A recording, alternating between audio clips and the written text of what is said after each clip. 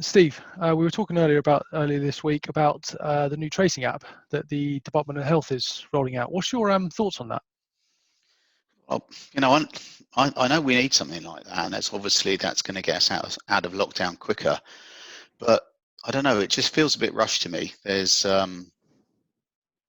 seems to be a real urgency to get it out there, and the way that it's going to communicate seems to me to be a bit strange. I mean, Bluetooth doesn't seem to be a great choice, being the thing to be able to allow you to see other people's phones.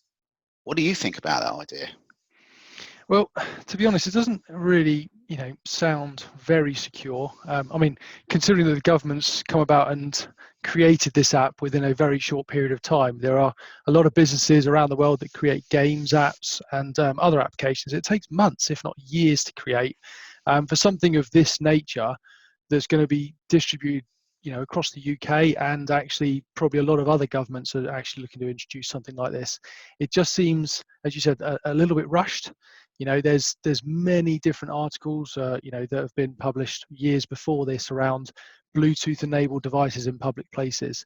We're all pretty much sitting on the train and being able to look at AirDrop and seeing all the other devices, all the other devices on the train. So the thing is, and I've been in the same situation where I've actually had an image or something potentially being sent to me because my iPhone was listed as iPhone, and people don't know whose devices is what. So it potentially exposes some sort of drawbacks, potentially hacking or some sort of threats. And I think one of the other main concerns I've got is that the app probably won't actually, reach the right audience that the government wants to achieve, to help protect against COVID-19. With the government saying it's, or the NHS technology department saying it will only support iOS 11 or Android 8 and above, a lot of and that's very technical. At the end of the day, people in the general public, that they're going to download the app, aren't they? They're not going to look at a specification and look at the best practice and look at how it's got to be patched. We're being advocated to just download it, aren't we? So. And I think that's the problem. I mean, there's a lot of people that just don't have the phones of this nature to be able to download it. If you're still looking at a 3310, probably a little bit more modern nowadays, but a lot of devices still maybe only have very basic Bluetooth functionality or don't have it at all. So if they don't have it, how are they going to do it? Yeah, I think they've said that they want to have it with a Bluetooth device that's actually low in its functionality, but what you're saying about unscrupulous, people and the dangers there, I think you're absolutely right, is that, having an app which is ubiquitously available and can poll anybody else's phone that's near means that effectively any of that information is going to be available to anybody. It's going to be almost like a criminal's paradise, as you say, somebody that wants to actually look at your phone and get on and airdrop stuff to your phone. They can just sit in a public place. Actually, could just sit somewhere to the side of a public place and actually just watch the people go by and actually get those things. So, and quite frankly, that's, as far as I understand it, is the way that the app is the only way that the app can actually really work, which seems to, as I say, seems to be weird. It smacks of not being thought through, and I don't understand. And also that it's being designed in isolation. There's talk about how Apple and Google said that they had, the expertise to help do that, but it's sort of been rejected. That also seems to be a bit odd, given the fact that they're pretty damn good at what they do. And you're right about the audience as well. And I was born on the Isle of Wight, so I know it very well. And it's got quite an old population on it. So there are going to be less people that actually are tech savvy and will actually download that. And so those vulnerable people that they're trying to get at, I think, will be less. Yeah. Yeah, and I think I know people as well that are already looking at the moment in the UK around downloading the app. So, which is good to hear that the uptake in the younger generation is there. But for those that and I do know some people that don't have newer devices, they're saying that they have no access to it. So, I think there's some pros and cons to it. About pretty much trying to discover symptoms and stuff like that. That's obviously a great thing, and being able to alert people. But there are some cons. There's probably some security holes there that I believe could expose other apps and other devices. There was actually, I looked into it a little bit more recently over the past few days, and there's a very interesting point, and I quote around this. So the app is built on an open source MIT license. So what it means is that without restriction, this is quoting it, including without limitation, the right to use, copy, modify, merge, publish, and also sell copies of the software. So whilst I kind of, commend and applaud the NHS for introducing this and building it in such a short period of time, there's a chance that there could be some copycats, some other applications that are listed on the App Store that people think, oh, that's the app, I'll download that one, not realizing that that's not the official app. So what you could do is could end up introducing a lot of mistrust in actually, oh, well, I downloaded this and it was trying to ask me to do lots of other things that I didn't want it to do. So I'm going to delete it. And then what happens is people don't actually download it the second time when they find they've right application. So it could. Well, there's a lot of suspicion there stuff already, isn't there? People are suspicious already of that download, and as you say, if that's the case, and that there's it's an open source license that can be used and downloaded and maybe copied, and then perhaps, as you say, almost stuck out there on the App Store for people to download it by accident. Then that, if all of those features are on your phone, then whoever's actually controlling that is then actually taking quite a lot of interesting information off you that you probably didn't want them to have, isn't it? Mm-hmm. Yeah, and I completely agree with that. And I think it's just the idea of whether or not the NHS or whoever looks after this, whether or not they activate them, or whether or not people wish for it to have that ability, don't know. I mean, I think that's one main crux of it as well. So the tracking app, so what you're really saying is that sort of the Bluetooth tracking app, for this to work properly, there's things that are embedded in the app which turns things on to be able to do stuff. What sort of stuff have you read that does that then?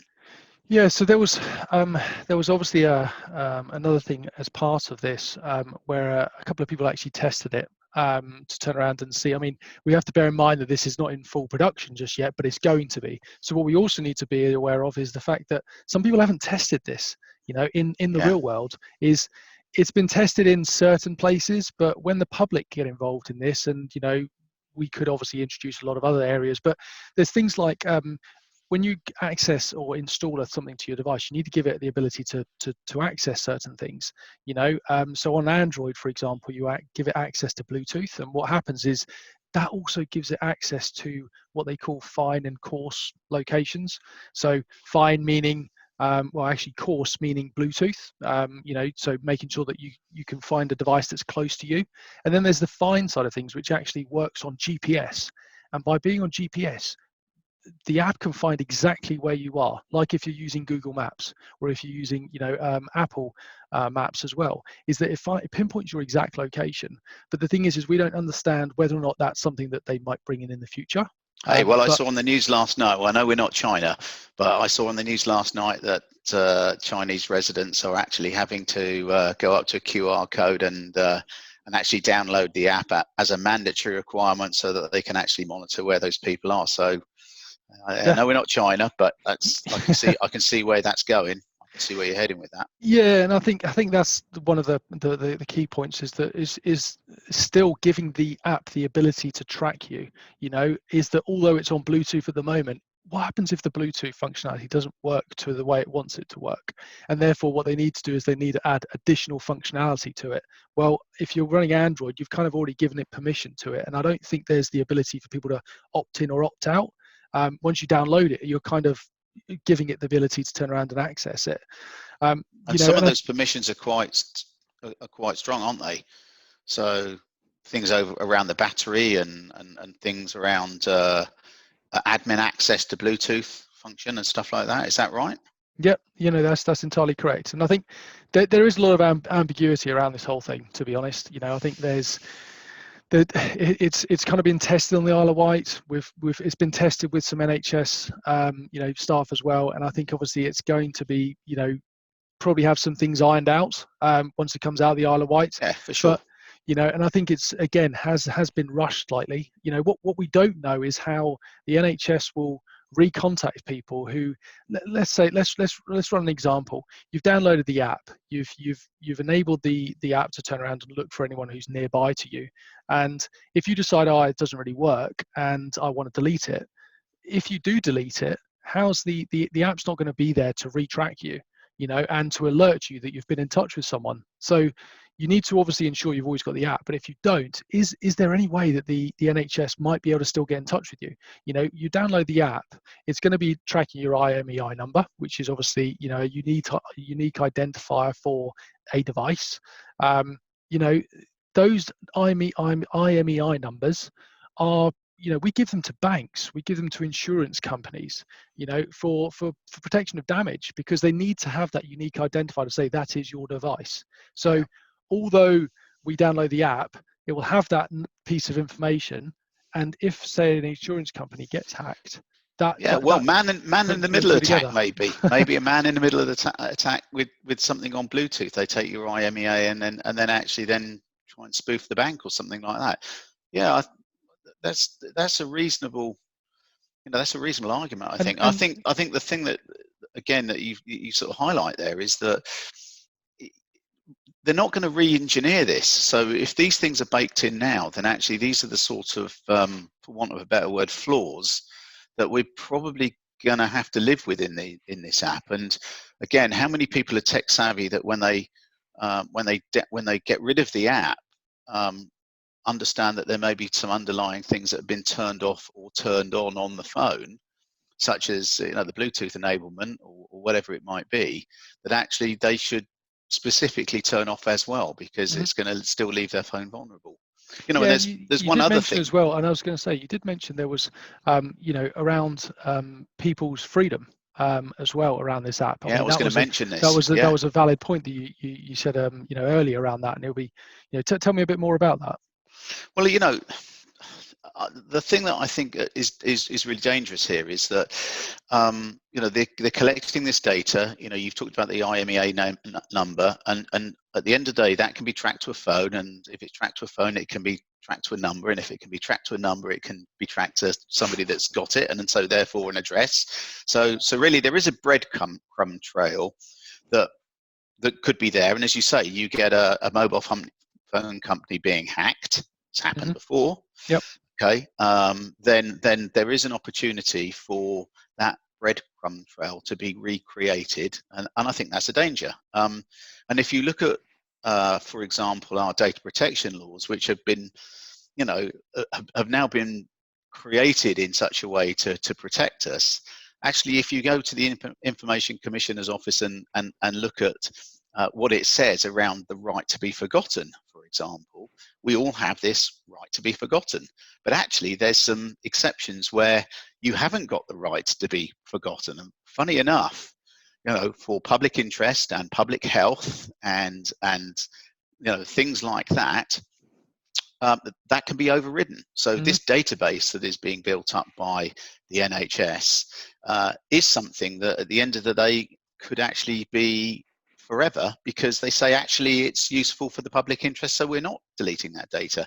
And we haven't heard anything from government at this point in time which would say to the contrary. They're being very quiet on that, obviously for some obvious reasons, and haven't worked out how to do that. But there's some real concerns, because this is civil liberties that could be trampled across, which have been hard fought for.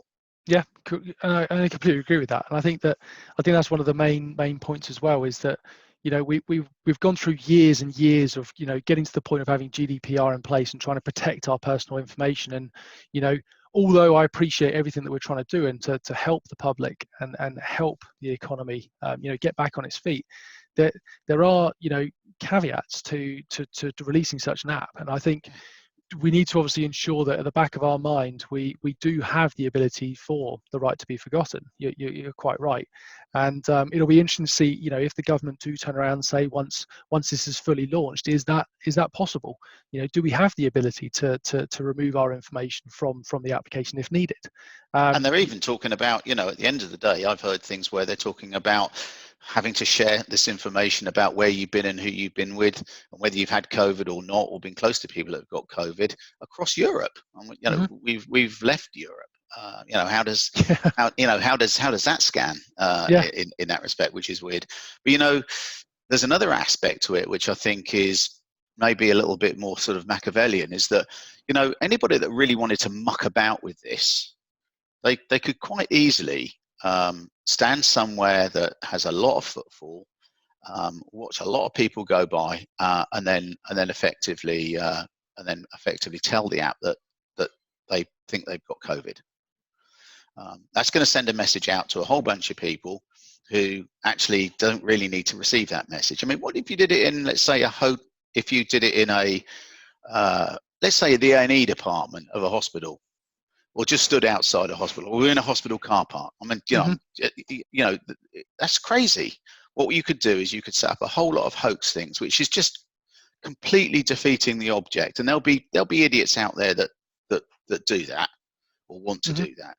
So I think that's also something that maybe hasn't been considered so well.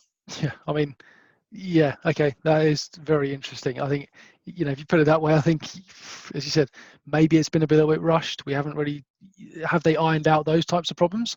Not particularly sure. Where's the checks and balances in that is really what I'm saying. Is that, do you just poll somebody out, or how do you get in touch with that person to go, have you really got it?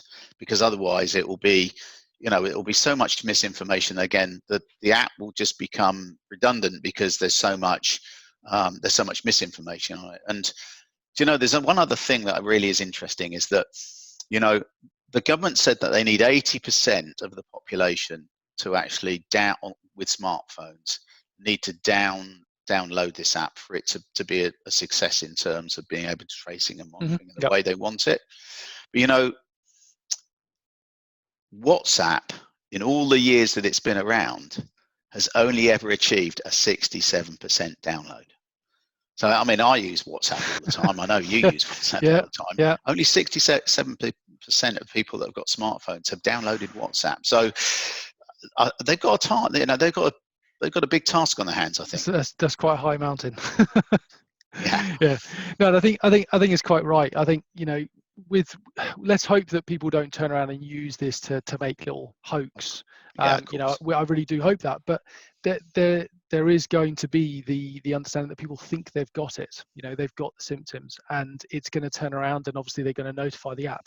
And I think that's really valid. Is that how do they get in touch with them to confirm that they are truly have symptoms or are COVID positive?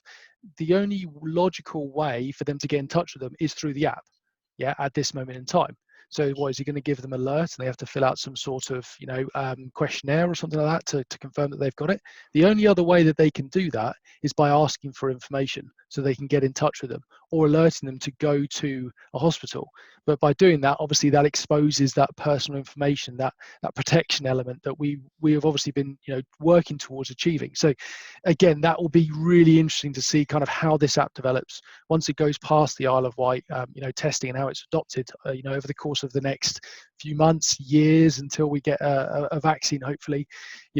Although I can appreciate it's probably going to help countries get back on their feet, it could be limited. As you said, with 80% needing to adopt it, that's quite a high percentage figure, and considering quite a significant portion of people aren't going to have the devices that are going to be capable of supporting it. So I think we'll be keeping an eye on this, and obviously it's quite good to keep a good understanding as to how it's going to apply to privacy laws, GDPR, and those types of things over the next couple of months. Yeah, I think that's one of the things that we do pretty well, is to track technology and see what's good and what's not so good in terms of a wider use. So keep watching Vissensa, I think, is the word we need to put out. Yep. No, exactly. Thanks, Sam. Thanks, Steve. Appreciate that.